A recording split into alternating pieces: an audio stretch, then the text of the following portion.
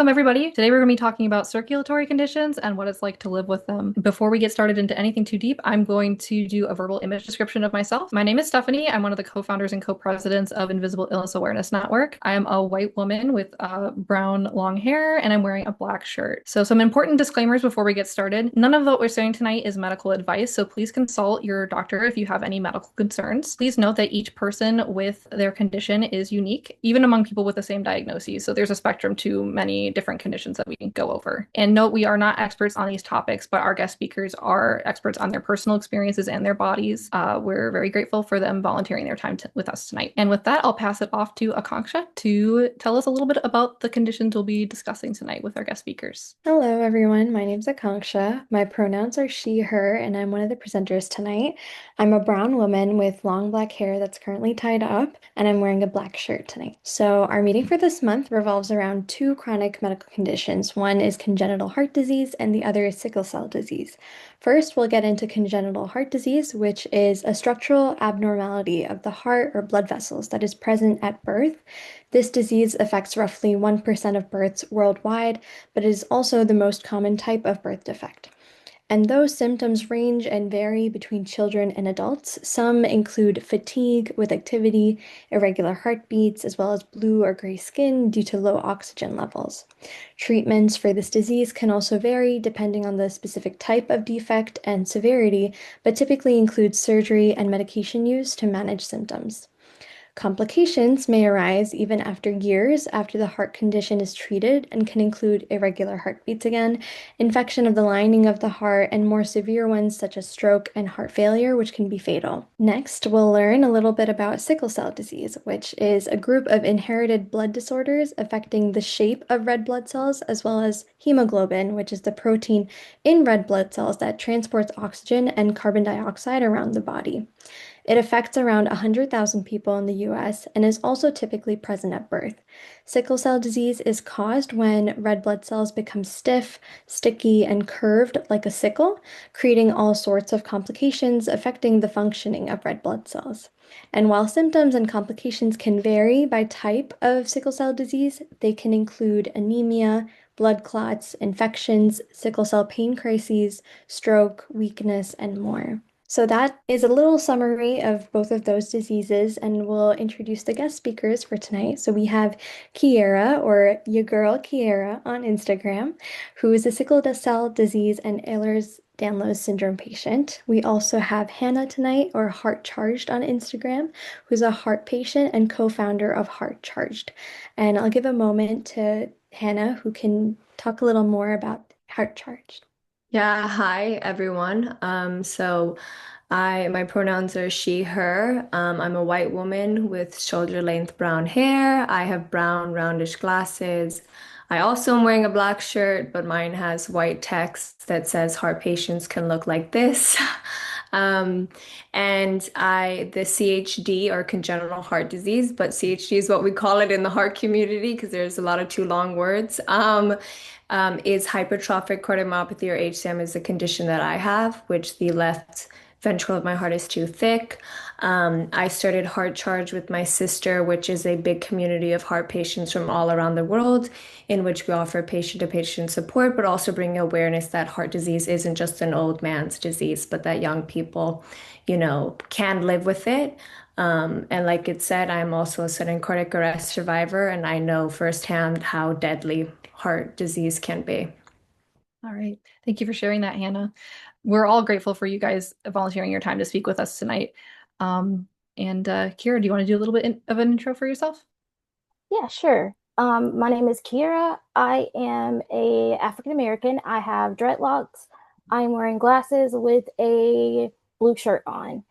And I have sickle cell and also have Ehlers-Danlos syndrome, but I'm here to talk about sickle cell because it's a blood disorder that affects your red blood cells and it causes a lot of issues.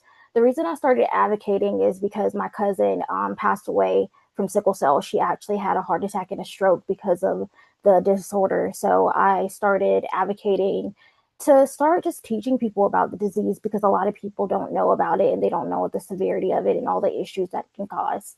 So that's what I'm here to talk about today. Thank you for sharing that. I'm sorry to hear that. That's really hard. Yeah. Well, you kind of started a little bit on that. So our first question tonight is, can you share your experience with living with an invisible illness or chronic illness? And things you might want to talk about are when did you start experiencing symptoms? What symptoms do you have? And a brief description about how your condition affects you day to day. Okay. Oh, am I going first? Sure, if Okay. you want to. Anyone can hop in at any time. So sickle cell is a blood disorder that is inherited, meaning that you're born with it. However, I was not diagnosed till I was 5. It wasn't, I was 5 years old when I had my first sickle cell crisis, which is a little abnormal. Usually you get sick as a baby, but for whatever reason, I did pretty good until like the age of 5. And it was kind of a shock because I didn't really have any symptoms until I started having like severe pain, chest pain, trouble breathing, lightheadedness, and then I was very lethargic. And of course, as a 5-year-old, you're supposed to be hyper and running all over the place. However, they noticed that I was in a lot of pain and they couldn't really explain it. So that's when they started running tests and they diagnosed me with sickle cell. And that's when I had to kind of have to learn that I have to stay more hydrated as a sickle cell patient. I have to make sure that with the cold coming in, I have to make sure that I am dressed the way I need to be dressed, like very warm, because the cold causes the blood vessels to constrict.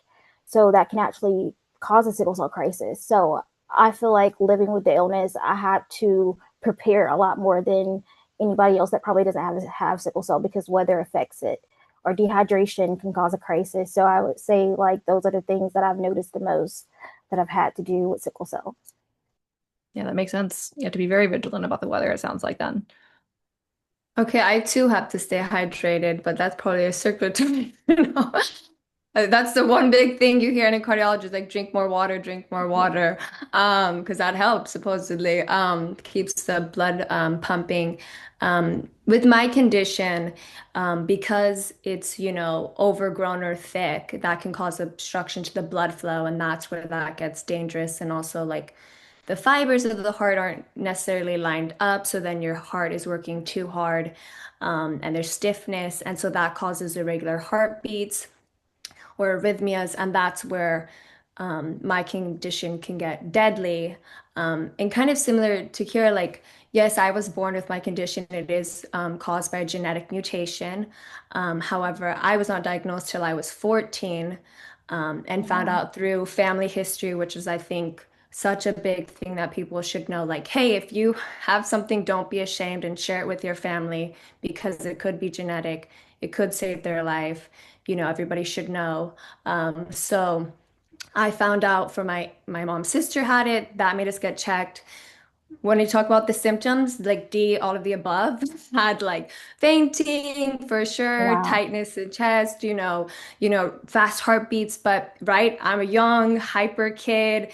Nobody tells you when your heartbeat is beating too fast. You're just like, well, I just ran. Of course, my heart's beating out of my chest, right? Like nobody ever tells you. And because again, the image of heart disease is not a young person.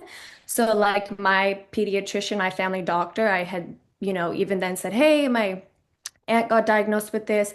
He just listened with his stethoscope and was like, I don't think you have a heart condition. Fainting is normal for young girls your age. And so sometimes just even the doctors don't know fully. And that's, the power of going to specialists who really, know it. And then luckily my mom fought and I went to a cardiologist and found out I had a severe condition. I had to stop immediately playing sports and dance and stuff. Mm. Um, but yeah, it's been a journey since then, of different treatments and whatnot. But that's kind of how for me and realizing it. And I think that's where like the burning of the advocacy, you just see like, oh, if I could have been dismissed, like where's the better education and awareness for this part? Thank you both for sharing that. You both touched on our next question, which is actually what is your journey for to getting diagnosed? And Kiera, you mentioned how it might have taken a little longer for you or for a typical sickle cell disease patient, but if you can start us off with talking a little more about any barriers you experienced to getting diagnosed and your journey from when you were first diagnosed till now. Yeah. So I want to mention this. So I was born in 2000. In 2000, it wasn't. they didn't have it where you had to test for sickle cell anemia. Now, luckily, they have it where you have to test at birth. Every single child is having to get tested, so nobody is falling through the cracks, because that's kind of what happened to me. Luckily, my mom is a nurse, so even though I was diagnosed a little later in life, we were able to catch up with all those things because she was kind of already educated on it. But at the same time, because she was educated about it, she kind of felt guilty that she didn't pick up some of the symptoms and signs. Um, for me, like growing up with it, one of the biggest things was like the fatigue that I felt. I that's probably one of the first symptoms that I noticed, that I wasn't like everybody else. Like, just the kids on the playground, they were able to do their schoolwork and then go outside and play. And by the time I'm done with schoolwork, I'm tired. It's time to go to recess and play. And I'm noticing that I'm really tired. I'm dizzy. I have had episodes where I've passed out because of my red blood cells just not circulating and it cutting off oxygen, or days where I've had to actually go home early from school because I don't know if anybody else's school is like this, but my school was really cold. And we actually had to talk to my teachers about, hey, can she have a blanket? Maybe not get the room so cold, because they were sending me into a sickle cell crisis. Um, yeah, during school with the air being so cold. And that was that was very interesting, just to learn what can send me into a crisis and my triggers. And it was like that learning curve, not only with me but with my teachers, because they're having to make sure, okay, does Kiera look like she's hydrated enough? I had to make sure I stayed hydrated during class. They're having to make sure that I'm warm. I'm not overdoing it. So I think that was like one of the biggest things that I've had to do growing up with it. Yeah, and having good teachers can make or break that kind of experience. So I'm glad to hear that you got some good support there. Yes. Right. Thank you for sharing, honestly, all the troubles that you experience and the hurdles, and especially the journey of learning what your triggers are. Because I think Yes. sharing that with people who don't have the disease that you have is really important for them to actually be in a place where they can understand what you're experiencing. And they can support you even better when they understand that. So thank you. Yeah, I think like going off what Kiera said, like, and I think again, obviously on here, like we don't look sick, you know. I mean, Yeah. that's what's so beautiful about what you guys are doing about, invisible illness and how there is so much overlap because though me and you don't have the same condition, it is like when I was a freshman, I just started a month into high school when I got diagnosed. And like I went from playing on two basketball teams, from studying dance in school, out of school, competition, like, and then obviously like people looked at me. It's not like I came to school with a cast on and they're like, oh, it makes sense why you're not active. They just see the same girl and they're like, so what do you mean you go to one appointment and your whole life is, changed and now you can't do things? And like my mom had to like sit and be like, hey, like because she's drinking more water, like please let her go to the bathroom, and like, hey, like Yes. because you know your body so well and you start learning your symptoms and what will flare you up or what will make you have, an episode. Even though for me with some hard episodes, I could just be sitting here and have arrhythmia. So there's not really, a super, guide to, hey, if I do this, I will have this. But sometimes, right, exerting yourself will definitely cause it. So they're like, hey, if she puts her head down, don't think she's ignoring it. Like she might be feeling faint. So please, she'll have to like lie flat if it's happening or things. And like, it was understanding, but a barrier that I had is like for me to take flights of stairs, like I will start having shortness of breath and I will start having irregular heartbeats. And so I was wearing a heart monitor, noticing that, and my doctor wrote a note and said, hi, like, could she request instead of walking 3 flights of stairs, could she get an elevator key? And my school never, for all 4 years, never let me have like an elevator key because they didn't want to have it. So like me, not wanting to be right. Like, I want to be a young kid, don't want to be a liability. Like, I don't want that kind of attention on me. It's like, I'm just going to take the stairs slow, right? Like, because there's not many teachers with an elevator key and I have to pull you and all of that. And I think, it's hard, but it takes like one and multiple people to keep speaking up and hoping that you have an environment that allows for this because unfortunately, teachers are not trained to be like, wow, kids could have a variety of disabilities and illnesses. And how do we create something where we just need to come and learn and not be thinking about all this other stuff or being jeopardized because of our health, especially when, right, we were born with this. We had no effect of like, well, you don't eat your vegetables. That's why you, have this condition. It was something like, right, like we didn't ask for this. So how can you make that environment better for, the young people so we can, actually study and learn? Yeah, that's an excellent point. There's unfortunately a lot of barriers in schools for kids like you guys, and in general, like anyone with an invisible illness, I feel like can kind of relate to that, either with getting accommodations for school. Like that was a very reasonable request of having an elevator key. Like that's, something that doesn't cost them any money really, and it's something that Right. keeps you safe. And I'm so sorry that you didn't get to have that. But that does kind of, you did also touch on our next question, kind of how has your day-to-day life changed since your symptoms started, and how has your life changed since you got a diagnosis? Was it like a life-changing thing for you, and why is it so important to have a diagnosis versus not knowing? So, yeah, my life has changed a lot. At the age of 16, I started having really severe pain in my hips and trouble walking. And we just thought it was just a regular sickle cell crisis. And we did an MRI, and it actually showed that I had something called a vascular necrosis, which basically what happened was the sickle cell caused basically stopped the blood flow in my hips, and it caused the bone to die. So at the age of 18, I had to get both of my hips replaced. Um, so basically, I had to relearn how to walk. I had to relearn how to do a lot of things because of the things that sickle cell caused. And like, I'm just now kind of getting over a heart infection that almost killed me. I had to get a procedure done to get basically the clot out of my tricuspid valve, or if I didn't, it would cause a heart attack or stroke, or more issues. So a lot has changed. I feel like I'm not able to do what my peers can do, and sometimes it's very hard because it's just like you're not supposed to compare yourself, but I think that's just something everybody does. It's just something natural to do. And like, I did dance and yoga and all of these things, and it kind of makes me feel some type of way that I can't do those things anymore. After you have a hip replacement, they are very strict. Like, that's one thing I didn't know. Like, if you do certain like crossing your legs, I can't cross my legs because if I do, it can cause my hips to dislocate. So it's just like relearning a lot of things and having to live with those symptoms. What was the last end of the question? I couldn't remember it. No, just like how has your life changed since you got a diagnosis? Like how was that life changing for you? Because I feel Okay, like a lot yeah. of people kind of be like, well, if as long as you're, monitoring yourself, what like it's okay. Like you don't necessarily need a diagnosis in Oh, order to get help. And it's like, well, how I feel like a lot of people with invisible illnesses are like, well, actually, it's important because, and you have your own story with that.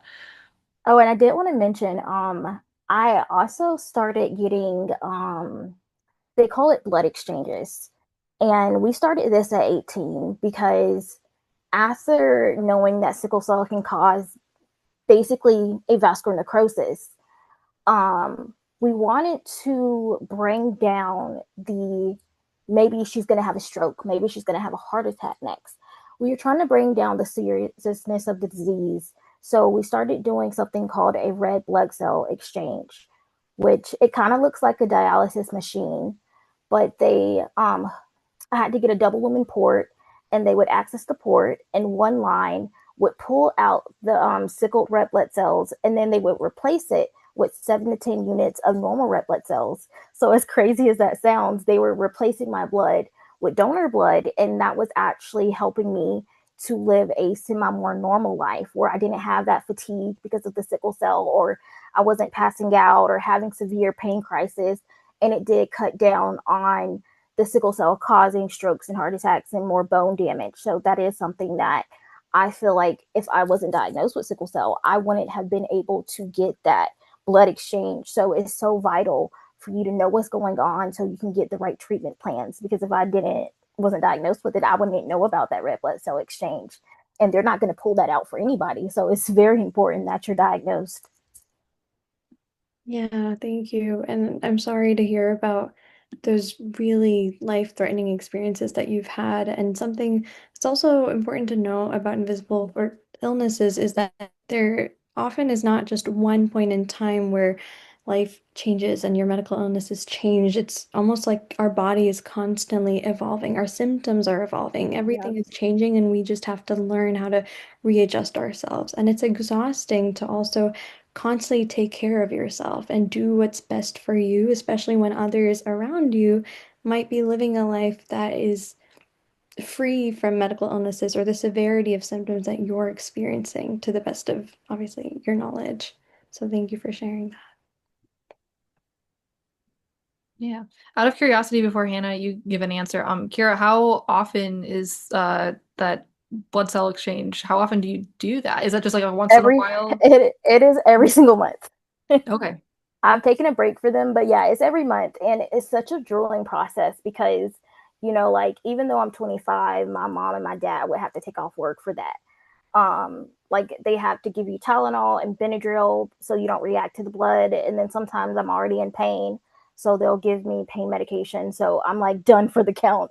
And so basically my parents are having to drive me back and drive me back and forth. So even though I am an adult, I still need their help with some of these treatments because I'm just so out of it by the time. Because it takes, I'm going to be honest, it can take anywhere to 4 to 8 hours. Like, Well, it's a yeah, process.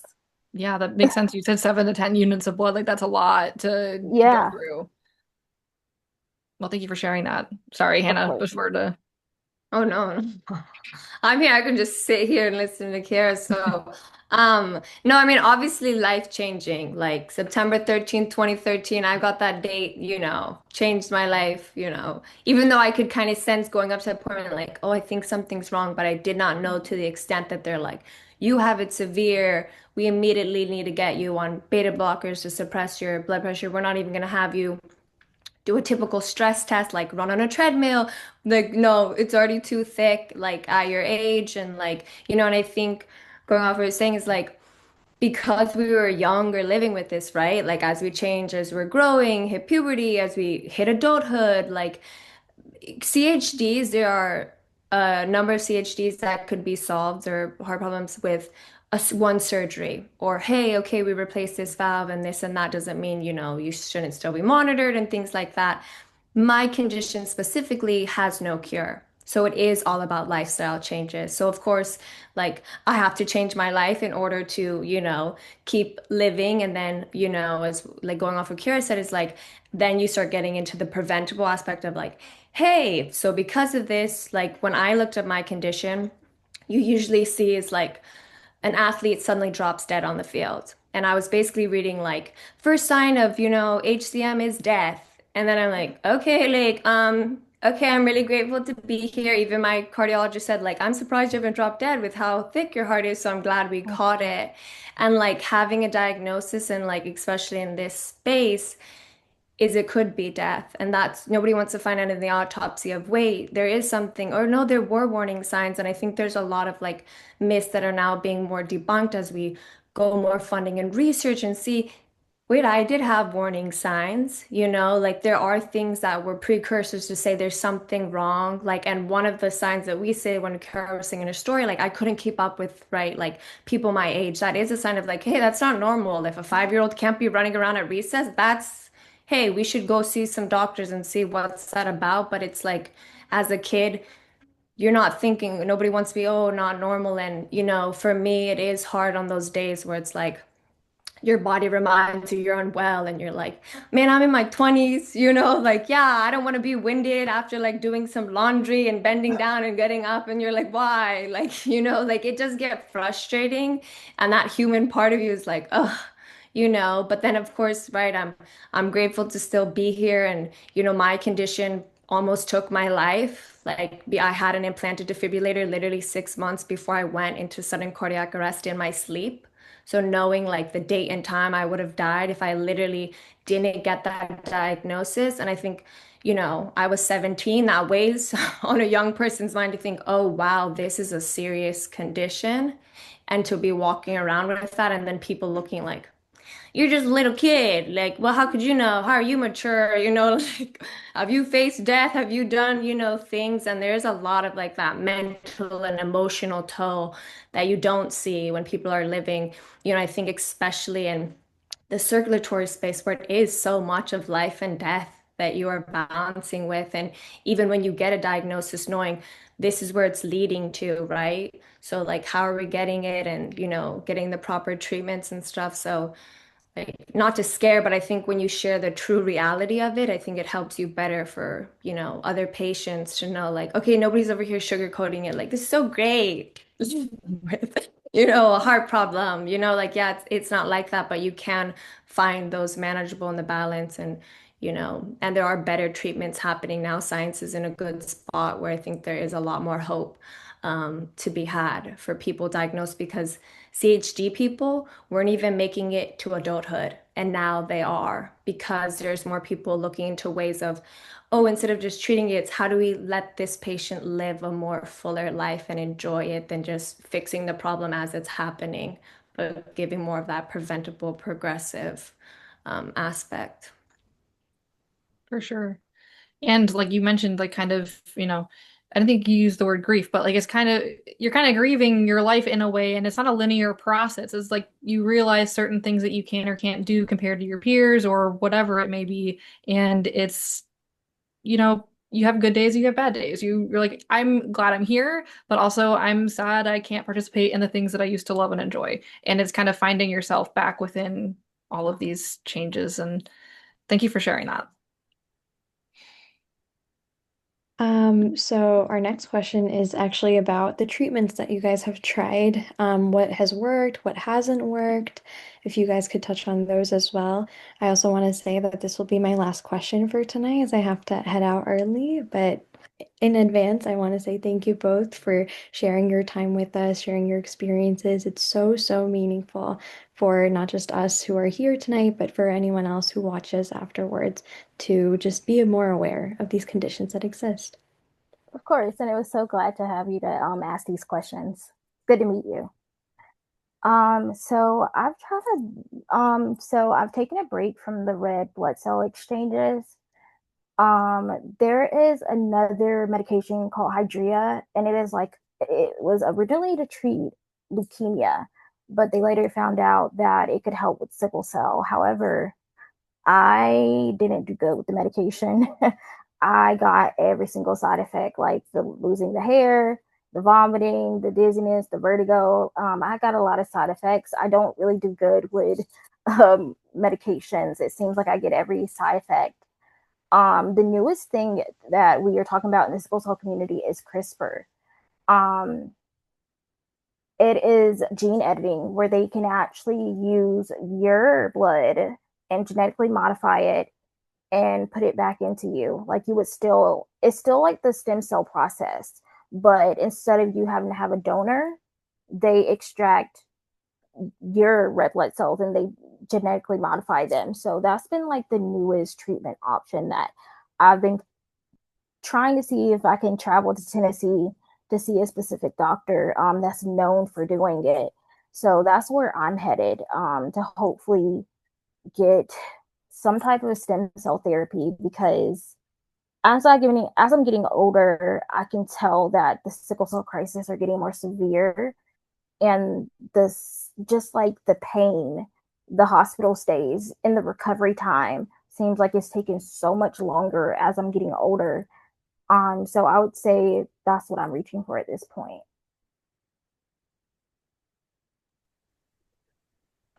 For me, obviously the implanted defibrillator did its job and definitely was the enormous out-of-pocket price my parents paid for it, which was like 25 grand for it. So it would definitely got its money's worth. And then I would say the beta blockers, which is a very typical, like, okay, here you go, let's suppress your like blood pressure, but there is so much more, especially with the arrhythmias, that finally right now there's medication specifically for my condition targeting more about like, hey, the stiffness and things, and then speaking about like gene stuff because of it being, a lot of like heart conditions are genetic. There's a lot of people in the space of genetic therapies, and there's a lot of interesting things happening right now specifically.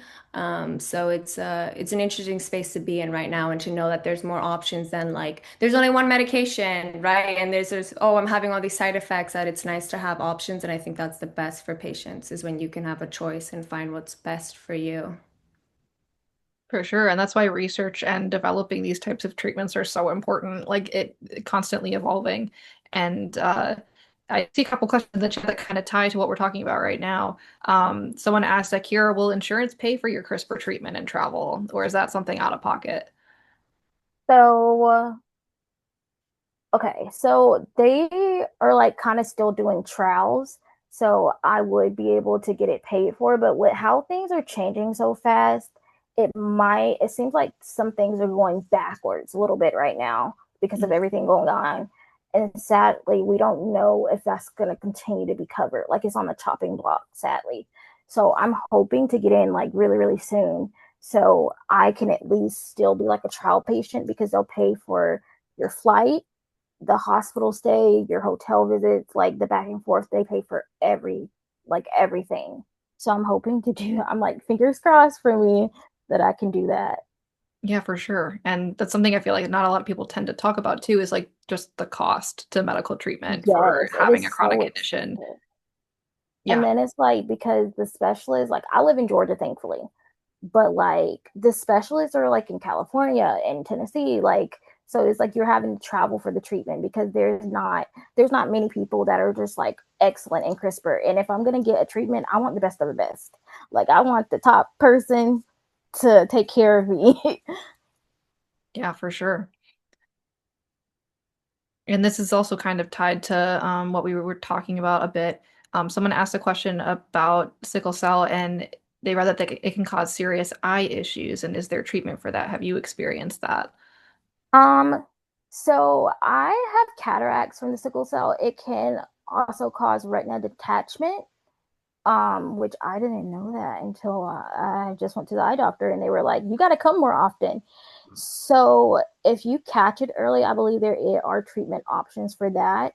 But as a sickle cell patient, you have to see the eye doctor at least once or twice a year. Especially the older you get, the more chances you have at getting the eye issues with sickle cell. But I've had very minor issues with my eyes. I only have cataracts kind of from the sickle cell, and of course I wear glasses. So I've been incredibly lucky, incredibly lucky. But I have had some people with sickle cell that have told me they had their retina detachment because of sickle cell, and that can cause like blindness, basically, like you're losing your sight. So that is something that we do worry about, and we definitely keep a check on that. Oh, thank you for sharing.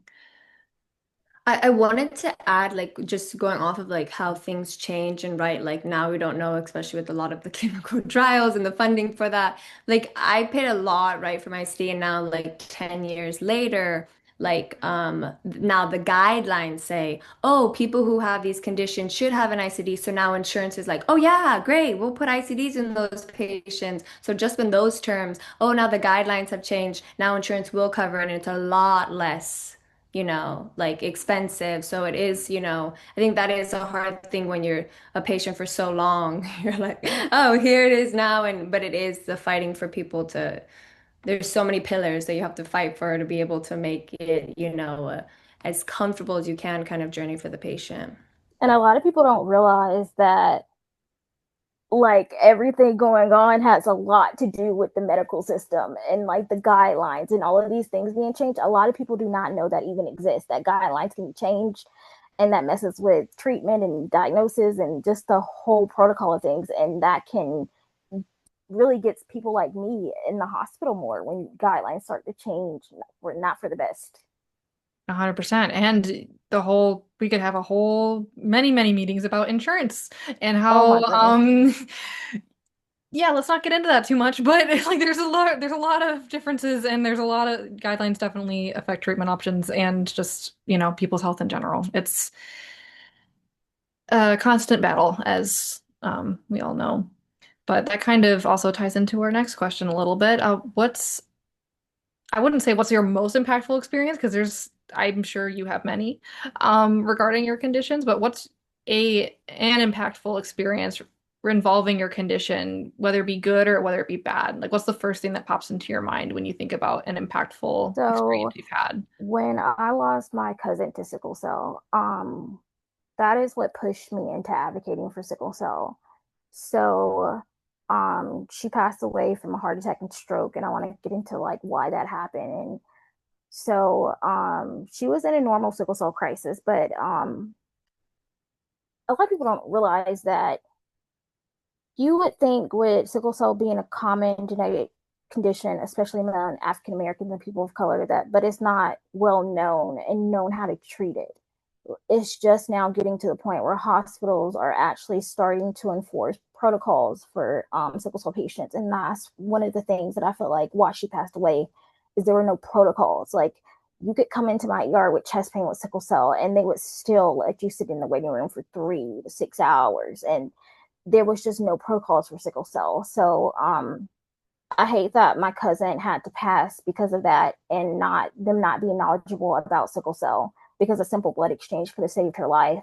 And so that pushed me into advocating. And the director of the hospital actually asked, "What can we do better to take care of sickle cell patients?" And I was like, you could start by making sure that, especially if they come in with headaches or chest pain, that you make sure that they're not having a stroke. You make sure that they're not having a heart attack. You make sure that you get their hemoglobin checked out, make sure they're not too anemic. And I feel like that was very impactful because he was like, the hospital system failed her. Now, what can we do to make it where more people are coming in and they're not passing away? Like, what can you tell people? And I would also say sickle cell is one of those diseases where I look fine. I look like I'm probably not in pain. I'm actually in a crisis right now. My pain is probably like an 8, and you just wouldn't know. And a lot of bias comes by when it comes to sickle cell because when you are born with a illness and you're used to being in so much pain, you handle the pain differently. And so sometimes when I go into the ER calmly and I say, you know, hey, my chest is hurting, I'm feeling this way, they're like, well, are you so calm about this? And it's because over time you learn. You just learn that you can't fall apart at every single moment. You learn that, hey, I'm going to live with this. So here's what you need to know, you know. For sure, and how you handle pain is different than everyone handles pain differently. It's hard Yeah. to describe, especially when you deal with chronic pain or long-lasting pain, and not everyone understands that. It's like you could be at an 8 and someone else could be at an 8 and like screaming their head off. But it's like you've learned to live with it in a way where it's like that's just not how you can allow yourself to keep going, you know? So thank you for sharing that. And I'm glad to hear that the hospital director, asked what they can do better. It shows that they're wanting to improve, but Yes. it's sad and unfortunate that we even have to have something bad like your cousin passing away in order for that to happen in the first place, rather than being proactive and being like, hey, what can we do for certain conditions? How can we triage better? How can we do whatever? And I'm sorry to again for your loss, and that's an incredibly hard thing to go through. I think for me, it's the same thing when you see like, oh my gosh, this is an injustice. Like you see, like this could have been prevented. Like when I looked up my thing and it just kept seeing kids my age, and it was like, okay, I need to start advocating. Like these were preventable deaths. Like yes, not every death is preventable, but there's a majority. And why are we letting like young people pass away from something because of the bias of people not realizing that people can have this? I mean, obviously, like for my own of like. I call it my didn't die day, which a lot of people like the heart space say like, oh, when they survive sudden cardiac death or arrest, like, okay, like, hey, like this is meaning something. And I think for me, the biggest impact is being able to have created Heart Charge and to create a community and to help patients and to be able to do awareness campaigns and get more people talking and to realize like, okay, there's a reason I feel very grateful to still be here and I want my life to mean something, whether how much time I have left, like let me go do something about it. And like, yeah, I run a nonprofit. I don't get money through my nonprofit. That's how kind of, you know, like it's just like passion. And I think that's where the real change comes from is passionate people. But it is hard when you're a passionate patient because then the patient sometimes comes up and you're like, okay, the fatigue hitting a little too hard today, you know, but then it's finding those people or making those differences that like keeps you going. And I think that's where like having more people, like when people are like, oh, I want to start anything, like, yes, like we need more people advocating because, you know, it's hard and, you know, how can we prevent those deaths from happening and do better? And there's so much education that needs to be done in the medical area. You know, it's not just about empowering patients, but like there's so much that needs to be done and we're stronger together in order to make that happen. Yeah, and you spoke directly like that's why we started the organization that we have, like Invisible Illness Awareness Network. It's like we're targeting pre-health students at different colleges and universities so they can learn about these things before they go off to graduate programs and they can teach their peers about it. And hopefully it's not the first time they're hearing about something when they're in their graduate school program. But yeah, there's a lot that can change in terms of education, advocacy, getting people more involved, and working on implicit biases that people have. It's like young people can experience these things, like you said. It's like it's it's a lot of constant learning and education, and like you said, we are stronger together when patients and providers can work together and talk with each other and understand different perspectives and how we can work together to change the system for better. I know it's a very broad, general thing, but it's every little bit counts and it takes a long time for change to happen meaningfully in a lot of places over time. So thank you for saying that. Um, yeah, we have a lot of comments in the chat of you guys are have very impactful stories. Your advocacy is so important. It's important to talk about these things and to create discussions where people can learn from each other. And it's kind of like an environment.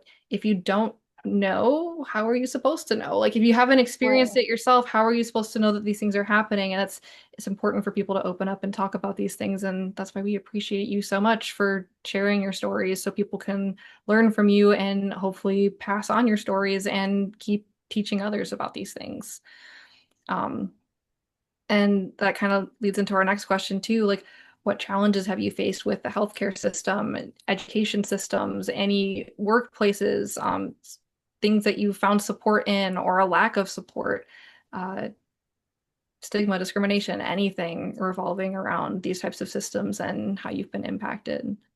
I feel like when it comes to the sickle cell community, we face a lot of discrimination, sadly.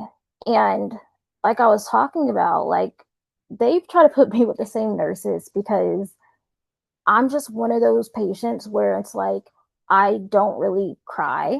I don't really show pain like everybody else does. Like I'm in a crisis right now, and the most you'll see me do is rock.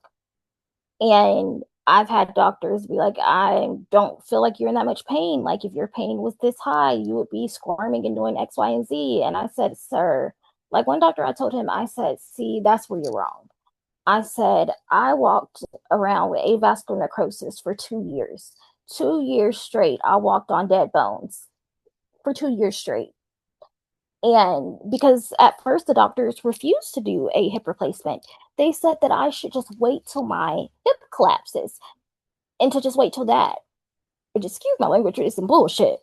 Because it's just like, I am in severe pain, and you're telling me as a patient to just wait till my hips collapse. And it's like, what type of doctor does that? And you cannot be a good one to sit there and suggest that a patient goes through that much pain. And my thing is, if I would have waited till my hips collapsed, that could have caused further damage to my femur, to other structural issues. And I have Ehlers-Danlos syndrome on top of having sickle cell. So when things and dislocations happen like that, I was having dislocations with the avascular necrosis. So it was so much going on. And at first, the doctor didn't want to do the surgery. I had to completely see a whole different other doctor to be able to get my hips replaced because I was just like, I can't take it anymore. I can't sleep. I need help going to the bathroom. Like I couldn't sit on the toilet by myself. I would need help sitting down and getting up because like the function of my hips, it just wasn't working. So to know that like doctors will feel this certain way, and sadly, sickle cell predominantly affects people of color, and we already struggle with so many biases when it comes into the system, especially it doesn't help that I'm a Black woman. You know, we get treated the worst in the medical system. And it's like we just aren't believed. So if I could give any advice to, you know, anybody in here, just listen to your patient. You know, not everybody experience pain in the same way, and that is okay. But if your patient says that they are in excruciating pain, they are in excruciating pain, point blank, because it's just like, just believe them. And it's like, nobody wants to be sick. Nobody wants to get a hip replacement. And I had to let that doctor know that just because I don't look sick doesn't mean that I'm not suffering. I said, I suffer every day.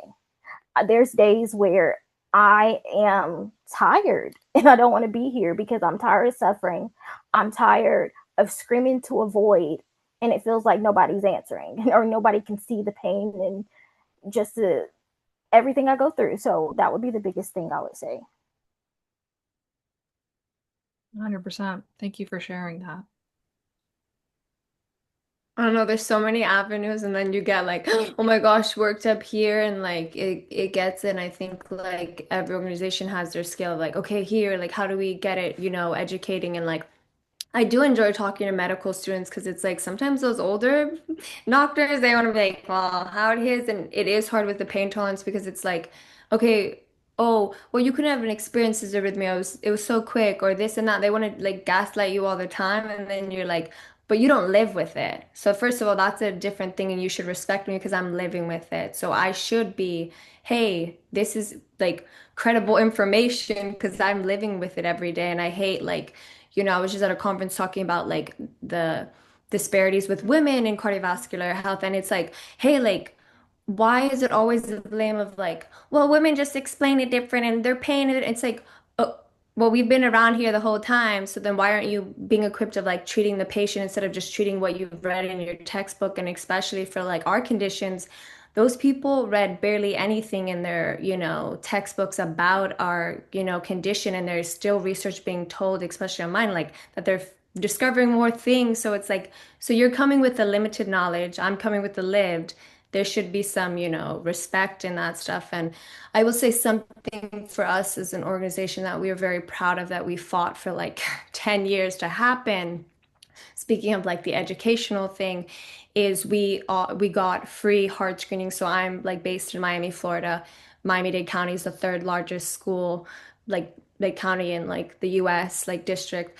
And we got free heart screenings for kids from elementary to high school. They weren't just athletes, it was free things. So if you didn't have insurance, everyone was offered this thing. It was read by actual professionals to be able to be like, hey, here's something, there's a need. Like we have the funding, the capability to be able to withhaul and get people doing it. Then we got some legislation for having defibrillators on school campus and trainings and stuff because there is so much of, okay, if we don't catch the kid who did it when they drop, at school, do people know what to do? Are they CPR certified? Do they have a defibrillator? Is it working?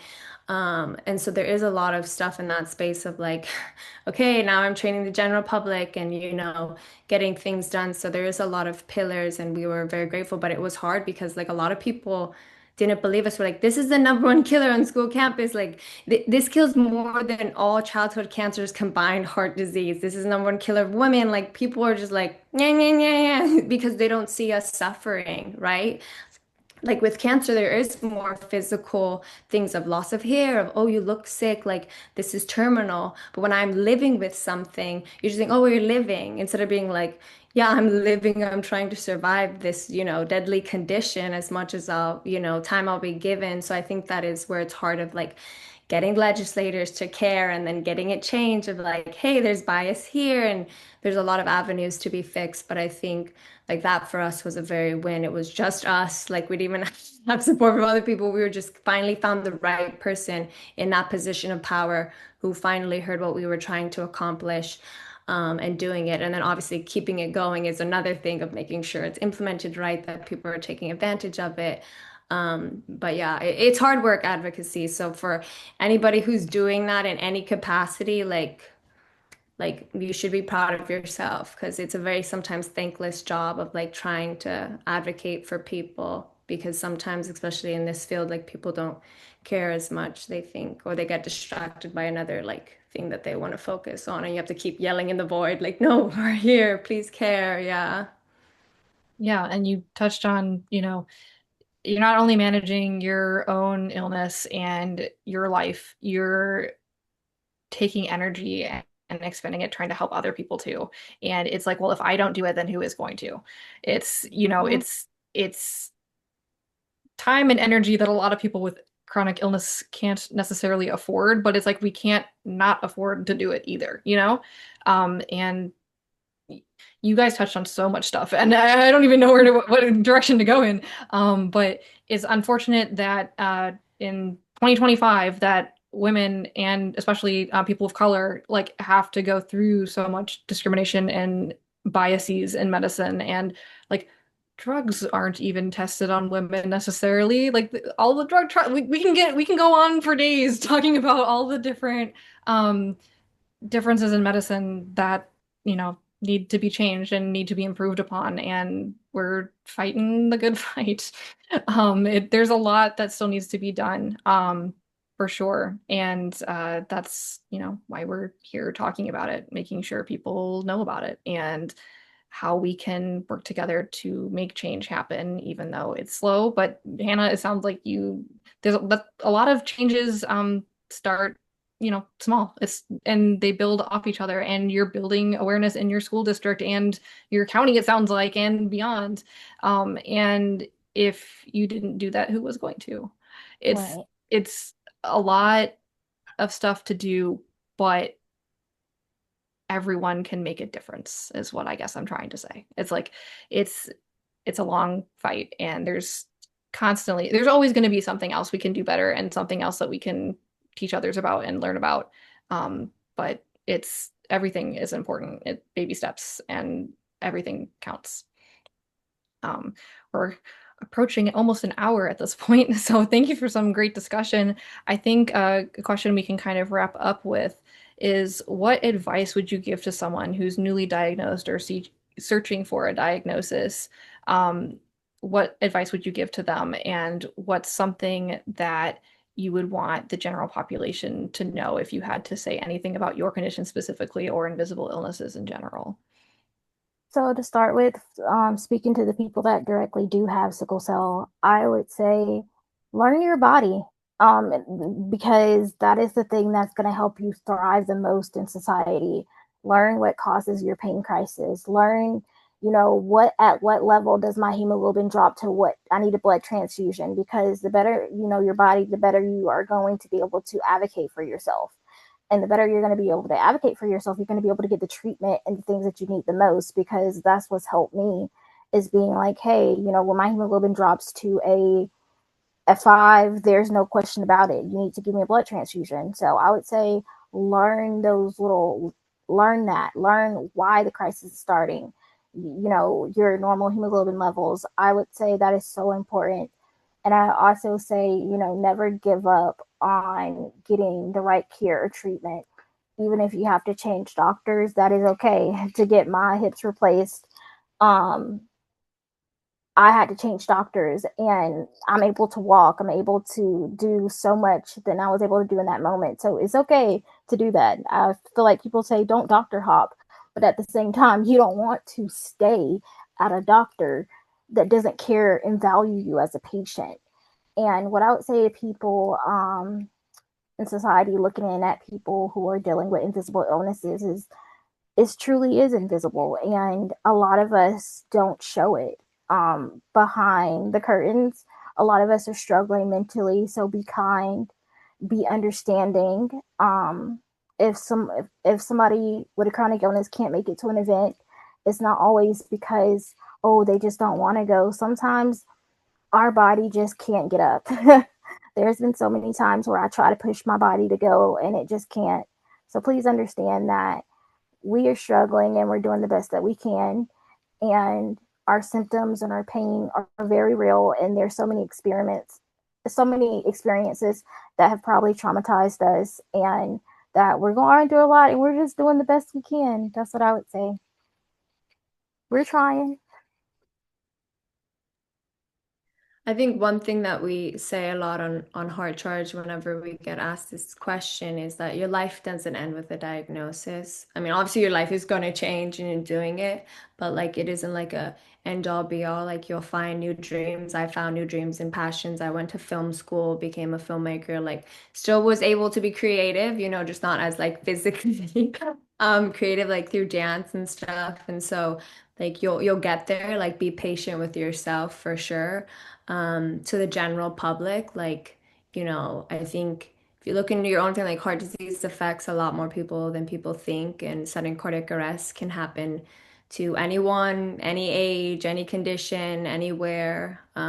So like we exist, we're here, and very much, yeah, please be understanding. And even if you don't get it, I don't get it fully either. So like let's just, yeah, like be patient with ourselves and do it and whatnot. So yeah. For sure. And anyone can join the chronically ill, invisibly ill community at any time. Anyone can become Yes, disabled at any time. And I feel like that's something that's not really talked about very much in the general public. It's like you don't think about it until it happens to you. And we kind of right. want to change that discourse and discussion and make that something that people are more aware of. And like you said, Kiara, like just be kind to others. Something that we like to end our meetings with in general is be kind to others because you never know what someone's going through just by looking at them. Someone could have Right. lost a family member yesterday. Someone could be going through a financial crisis. Someone could be dealing with an invisible or chronic illness. You just don't know. And it takes just as much effort to be kind as it does to be not. Yes, because it So, takes a lot of mental health out of you dealing with all the doctor's appointments and mhm. you're not being able to make it to activities. Like, of course, in everybody's mind, you want to be able to make it everything. You want to be able to live your life to the fullest. But there's just sometimes where you have to stop and be like, what is best for my body? And that's the beauty is not the right word, but the experience of having a dynamic disability too. It's like some days you're great, some days you're not, and you can't control when that happens. And like for you, like it's sometimes it's weather dependent. It's, Yep. it's not in your hands of how you're feeling on any given day. Obviously, you can do lifestyle changes, you can do whatever you can for your specific conditions to prepare yourself the best you can, but that's all you can do. And it's just, learning with people, going with what you know, and trying to make the best of whatever situation you're dealt with. But thank you so much for both of you for sharing your experiences and your time tonight and being willing to talk about these things with us. We really appreciate it. Check out Kiera's Instagram at yagirl_Kiera and Hannah's at Heart Changed on Instagram. They're doing amazing work with advocacy, and thank you guys so much. No, thank you. Yes. So some announcements before we completely sign off. We have our previous guest speaker events on our YouTube channel, so please check that out. And we're always looking for new volunteers and people being interested in being guest speakers for us. So if you're interested, please email us at info@iianetwork.org. And you can also follow us on Instagram to see when we announce our December event date and topic. We'll be covering autoimmune conditions, but we'll get more specific with our topics based upon what guest speakers we can find to join us that night. So we have another question in the chat. Question for Kiera. How does EDS and sickle cell interact? And Oh, it's because there's a vascular component of yeah. EDS too. I will say, to an extent, sometimes the EDS can help with the pain crisis because the blood vessel is able to expand and bend a little bit. So sometimes it's helpful, but um, I have had a crisis where like my whole blood vessel has just like collapsed. And they say that's not really normal for a sickle cell patient. So I'm thinking that's the EDS component of it. But yeah, it's very interesting because I don't know anyone else who has sickle cell and EDS. So a lot of the symptoms and things that I'm going through, it's like a learning curve. It really is. But they definitely do interact with each other. I noticed like the subluxations actually can send me into a crisis, which is like one of like the most hardest things because you move the wrong way with EDS and the joint kind of slides out of place. And I've noticed with that will jumpstart a sickle cell crisis. So I would say, yeah, it definitely interacts. It definitely will make it worse sometimes. And the overall joint pain, it definitely adds to the pain that I have with sickle cell. So yeah, that's a good question. Yeah, I think that's all of the questions in the chat. But yeah, so please Follow us on social media if you haven't already, and at invisible_illness_network. That's where we post the most often about different conditions and awareness months. And you can find all of our guest speaker videos on YouTube. This one will be up soon. And our website is iianetwork.org, and you can scan the QR code to find our link tree and more resources like our newsletter sign up. But thank you everyone for joining tonight, and thank you again to our guest speakers for sharing their time and expertise on their conditions with us. We really appreciate it.